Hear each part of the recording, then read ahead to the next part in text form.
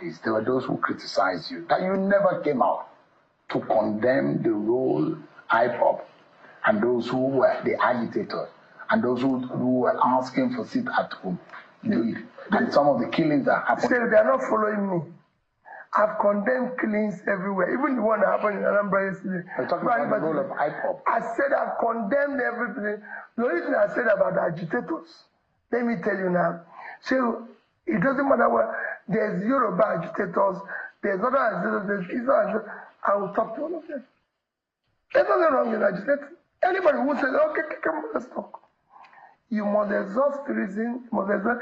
But I see all those functionalities as a function of a dysfunctional, is a result of a dysfunctional society. If you do the right things, all these things will collapse on its own. So what I'm going to unleash here as somebody who works in government will change it. Would this be canvassing for a political solution to the case of Nnamdi Kanu? For every one of them. I mean, why is it being held? It doesn't make sense to me.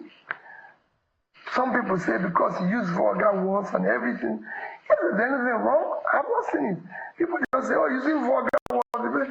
You say, it doesn't bother me if I'm president, whether you call me thief, call me a less man, call me idiot, but they call me today. It doesn't bother me. My duty as a leader is to the common man to put food on their table. Well, if you are talking about the situation in the South, is it the same way you handle the agitators and those who are killing in the Northeast and the Northwest? Remember what I said. Different? If there are people I can talk to, I will talk to them. But remember what I said. Once I exhaust reason, I'll deal with it.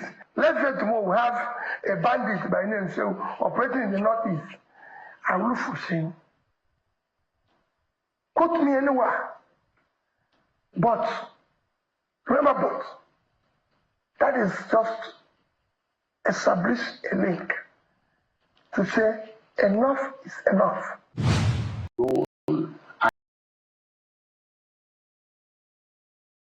IPOB backs Peter Obi's call for Mazi Nnamdi Kanu's release.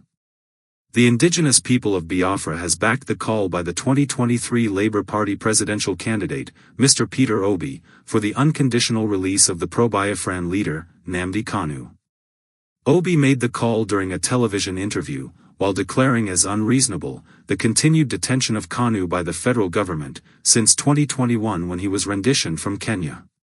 In a statement released on Monday, the IPOB spokesman, Emma Powerful, said Obi's call for Kanu's release is an effort to save Nigeria from deeper moral and reputational bankruptcy.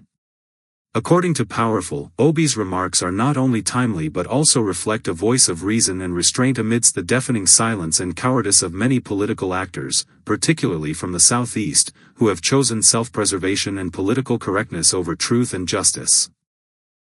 The statement read in part, the IPOB, under the supreme leadership of our incarcerated leader, Mazi Nnamdi Kanu, notes with cautious optimism the recent public comments made by Peter Obi, in which he unequivocally called for the release of Mazi Nnamdi Kanu, stating that there is no justification for his continued detention.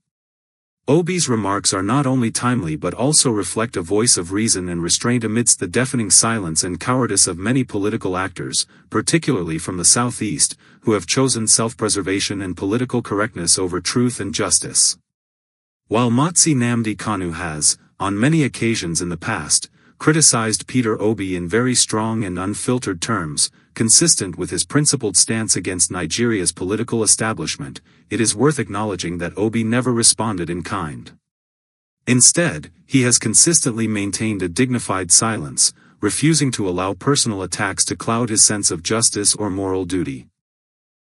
Indeed, we recall with appreciation that Mr. Obi was among the few prominent politicians who defied fear and political pressure to attend the funeral of Mazi Nnamdi Kanu's parents in Afarakwu Ibiku. At a time when the Nigerian military was harassing mourners and many high-profile individuals shamefully stayed away, Peter Obi's quiet presence was a rare demonstration of empathy and courage. IPOB wishes to state clearly that while we are not part of Nigeria's political system and do not seek validation from it, we recognize sincere gestures when they are made. He added, Mr. Peter Obi's call is not only a personal expression of conscience but a tacit acknowledgement of the glaring illegality and injustice that underpins the continued detention and persecution of Mazi Nnamdi Kanu.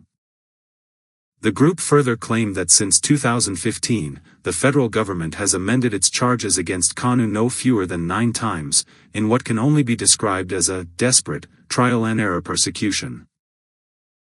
The group commended Obi for rightly recognizing that Nigeria stands to lose everything by continuing Kanu's illegal detention. It stated that his call for a political and legal resolution aligns with global best practices and aims to save Nigeria from further moral and reputational damage. Reaffirming its commitment to the rule of law, the group urged Justice Omotosho to resist political pressure and rule solely based on facts and law. It called on people of conscience at home and abroad to demand Kanu's immediate and unconditional release. Stay tuned for more updates, stay safe and have a blessed day.